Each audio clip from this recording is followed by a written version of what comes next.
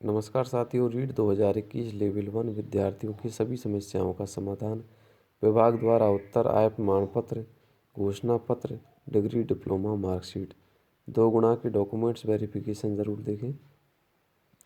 शैक्षणिक प्रशैक्षणिक अंक तालिकाओं की केवल अंतिम वर्ष की प्रति अपलोड की जानी है अथवा पूर्व के वर्षों की भी अपलोड की जानी है। तो संबंधित योग्यता के सभी वर्षों की अंक तालिका की एक साथ स्कैन कर एक ही PDF में एक डॉक्यूमेंट्स 200 KB में अपलोड करना है। अंक तालिका एवं प्रमाण पत्र दोनों की प्रति अपलोड की जानी है अथवा किसी एक की। तो अंक तालिका एवं प्रमाण पत्र एक साथ स्कैन कर एक ही PDF में एक डॉक्यूमेंट 200 KB के रूप में अपलोड की जानी है। यदि उपाधि प्रमाण पत्र उपलब्ध नहीं है तो अंक तालिका अनिवार्य रूप से अपलोड की जानी है।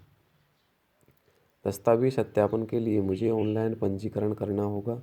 हाँ, ऑनलाइन पंजीकरण करना अनिवार्य होगा, रजिस्ट्रेशन करना अनिवार्य होगा। दस्तावेज अपलोड करने अनिवार्य हैं।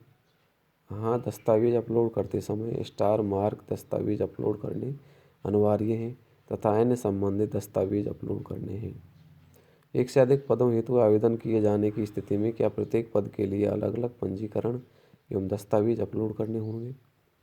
हाँ, प्रत्येक आवेदित पद के लिए अलग अलग पंजीकरण एवं दस्तावेज अपलोड करने होंगे। दस्तावेज सत्यापन के लिए मुझे उपस्थित होना तथा मुझे इसकी जानकारी किस प्रकार मिलेगी? दस्तावेज सत्यापन जिला शिक्षा अधिकारी मुख्यालय प्रारंभिक शिक्षा कार्यालय द्वारा किया जाएगा। जिले की सूचना अभ्यर्थियों के मोबाइल पर SMS व ईमेल पते पर भिजवाई जाएगी।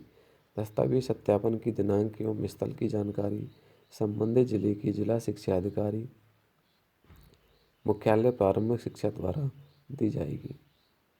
दस्तावेज सत्यापन के लिए स्वयं उपस्थित होना होगा या प्रतिनिधि को भेजा जा सकता है। तो अभ्यर्थी को स्वयं ही उपस्थित होना होगा। बीमारी व अपार्य स्थितियों में जबकि अभ्यर्थी का उपस्थित होना किसी प्रकार संभव नहीं हो रहा है, तब दस्तावेज सत्यापन किस प्रकार संभव होगा?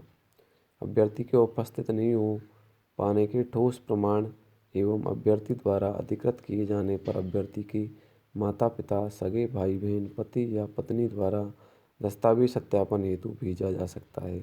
इस हेतु अधिकृत प्रतिनिधि के हस्ताक्षर अभ्यर्थी द्वारा प्रमाणित एवं प्रतिनिधि का पहचान पत्र स्व हस्ताक्षरित की प्रति प्रस्तुत करनी होगी।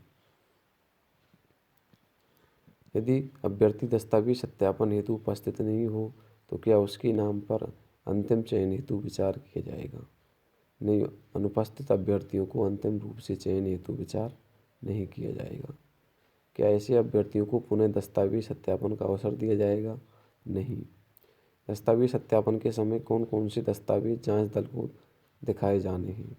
तो आवेदन पत्र की प्रति व भरी हुई चेकलिस्ट के साथ वे समस्त दस्तावेज दिखाए जाने हैं जो पोर्टल पर अपलोड किए गए हैं।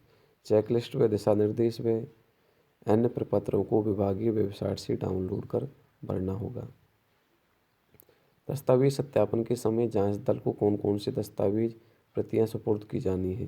तो आवेदन पत्र की प्रति, भरी हुई चेकलिस्ट, समस्त स्व घोषणाओं की मूल प्रति तथा उन समस्त दस्तावेजों की स्व हस्ताक्षरित प्रतियां जिन्हें पोर्टल पर अपलोड किया गया है। यदि आवेदन पत्र एक से अधिक पदों के लिए किए गए हों तो क्या दस्तावेजों की प्रतियों का एक सेट ही दिया जाना है अथवा अलग अलग? अलग अलग पदों के लिए आवेदन किए हो जाने की स्थिति में प्रत्येक आवेदन के लिए अलग अलग से प्रश्न संख्या 11 के उत्तर के अनुसार तैयार किए जाने हैं।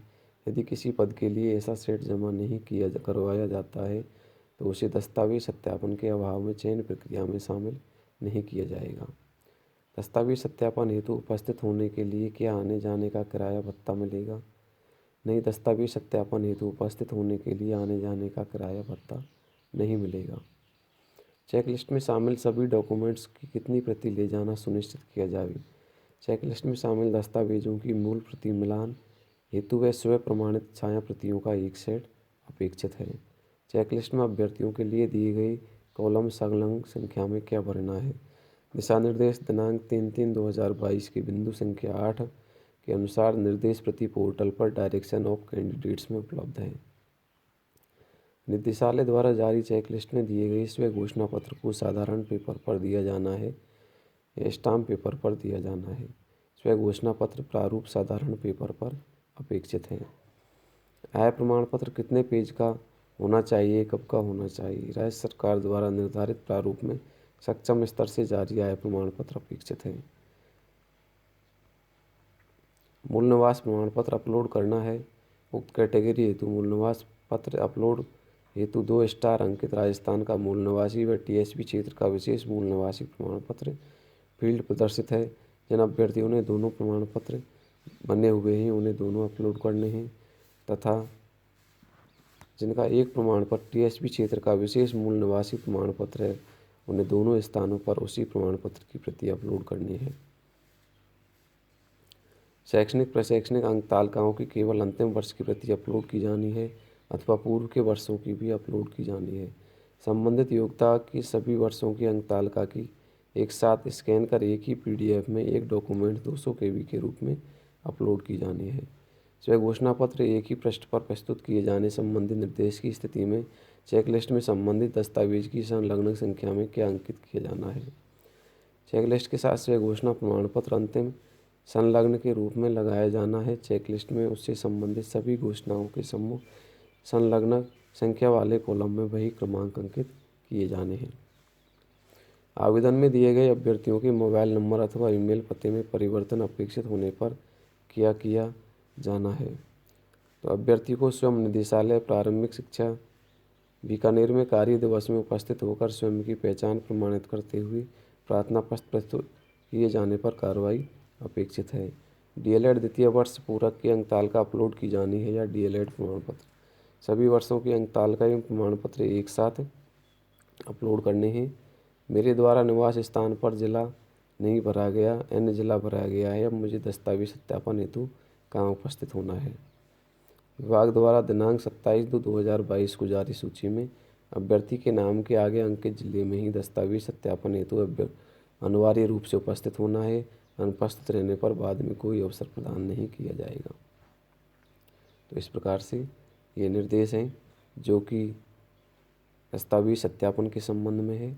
आपको इस प्रकार की सभी सावधानियां बरतनी हैं ताकि अपने दस्तावेज सत्यापन में किसी प्रकार की कोई गलती न हो। साथियों, वीडियो को देखने के लिए धन्यवाद। वीडियो को लाइक और चैनल को सब्सक्राइब करना नहीं भूलें। धन्यवाद।